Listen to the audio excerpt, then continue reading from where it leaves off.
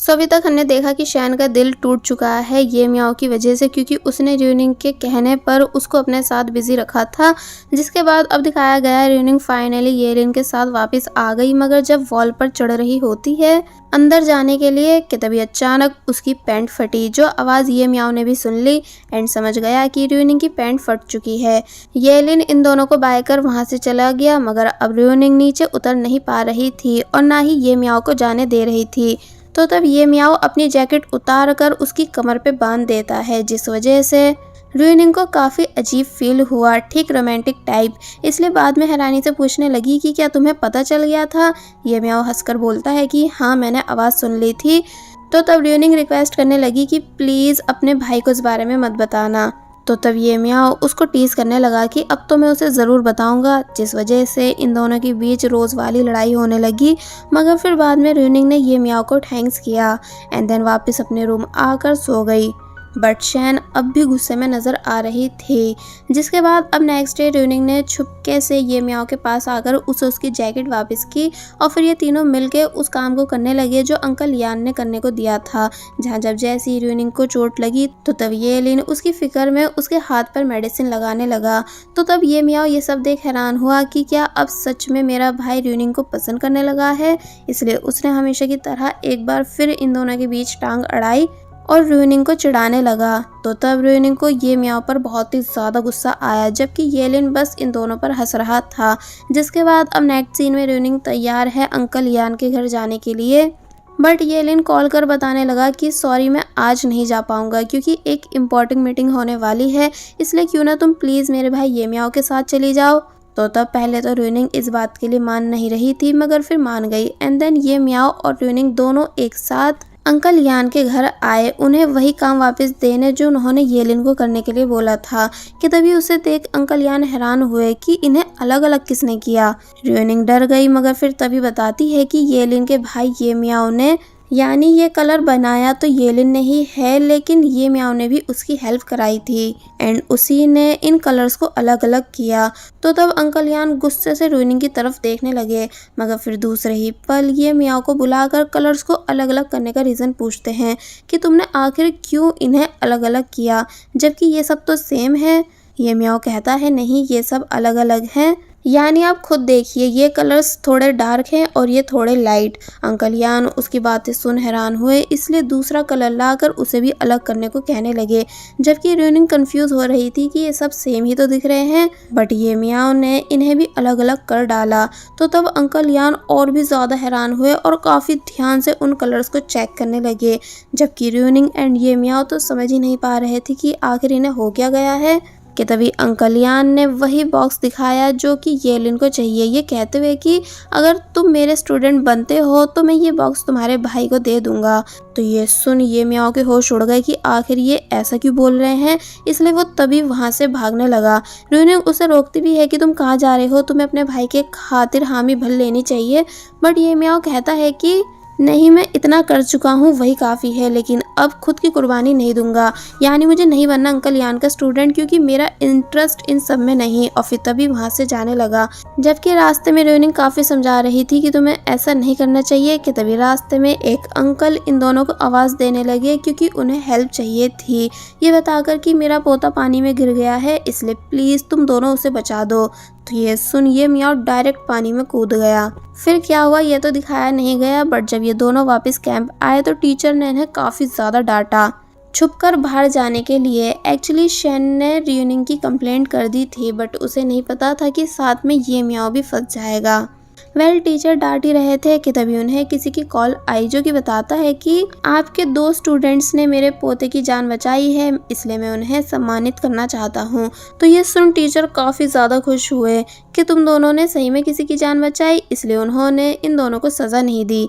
Next day सभी के सामने र्यूनिंग एंड ये मियाओ को सम्मानित किया जा रहा था, जहाँ टीचर काफ़ी कुछ तारीफ़ें कर रहे थे कि उनके स्टूडेंट्स कितने ग्रेट हैं। मगर जब पता चला कि इन दोनों ने एक डॉगी की जान बचाई तो तब सभी स्टूडेंट्स इन दोनों पर हंसने लगे। वैसे तो ये भी एक अच्छी बात है कि उन्होंने डॉग को बचाया, मगर पता नहीं क्यों सब इनका मजाक बना रहे थे, लेकिन इन दोनों ने प्राउडली उस सामान को एक्सेप्ट किया जिसकी फ़ोटो येलिन ने क्लिक कर ली। कि तभी दो लड़कियां जो कि शैन के पीछे हैं वो बातें करने लगी कि ये दोनों साथ में कितने क्यूट दिखते हैं, इसलिए इन फ्यूचर इन दोनों को कपल बन जाना चाहिए। तो ये सुन शैन को काफी ज्यादा गुस्सा आया क्योंकि अब वो ये मियाओ को लाइक जो करने लगी है, बट यहाँ ये मियाओ को र्यूनिंग के साथ जोड़ा जा रहा था, इसलिए गुस्सा तो आएगा ही।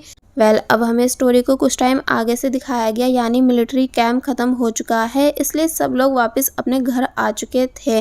जहाँ र्यूनिंग अपनी मॉम से बातें कर रही थी कि तभी शैन भी वहाँ आई र्यूनिंग की मॉम को थैंक्स करने, क्योंकि उन्होंने कल शैन की मॉम के लिए डॉक्टर को घर बुलाया था, क्योंकि कल उन्हें काफ़ी तेज़ फीवर था। तो तब वो बोलती हैं इट्स ओके एंड देन शैन को वहीं रुकने का बोलकर अंदर से कुछ लेने चली गई। जिनके जाते ही र्यूनिंग शैन से बात करने की कोशिश करती है, ये पूछते हुए कि क्या तुम मुझसे अब भी नाराज हो, मगर शैन ने उसे कोई जवाब नहीं दिया। कि तभी र्यूनिंग की मॉम बाहर आ गई एंड शैन को एक गिफ्ट देने लगी जो कि वो ट्रिप पर से लाई है।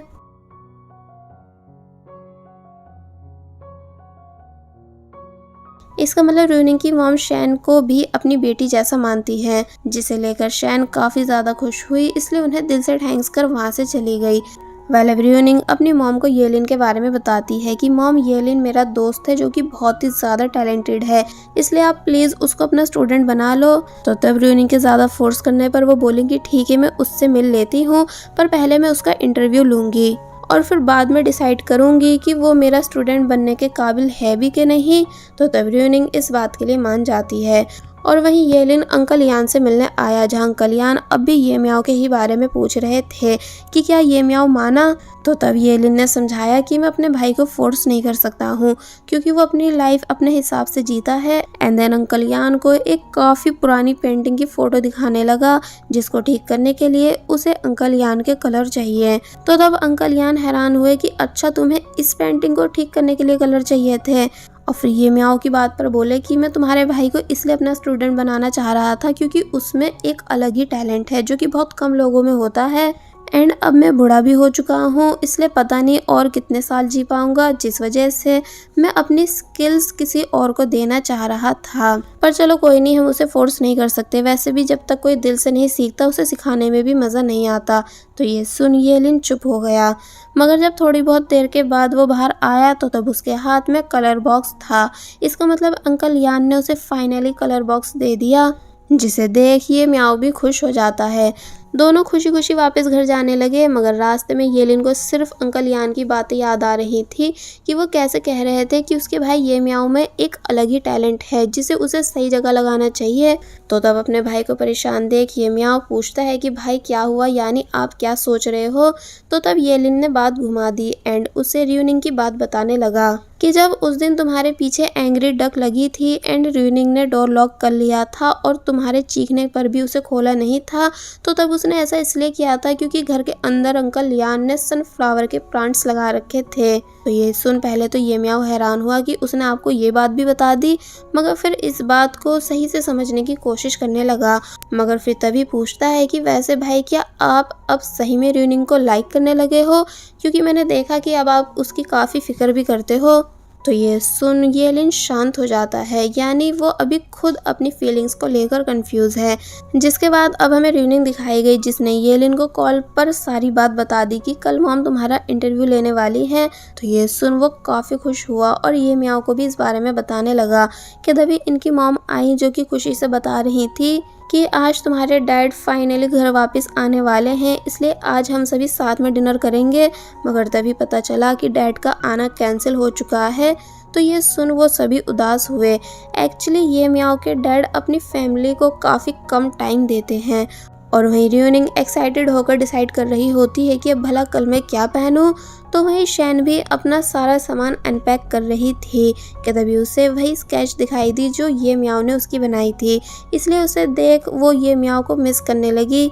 इसका मतलब शैन ये मियाओ को लेकर सीरियस है। जिसके बाद अब सुबह हुई, जहाँ र्यूनिंग ने डांस करते करते कई सारे आउटफिट्स ट्राई किए, क्योंकि आज वो येलिन को ये बात भी बताने वाली है कि वो उसकी बचपन की दोस्त है।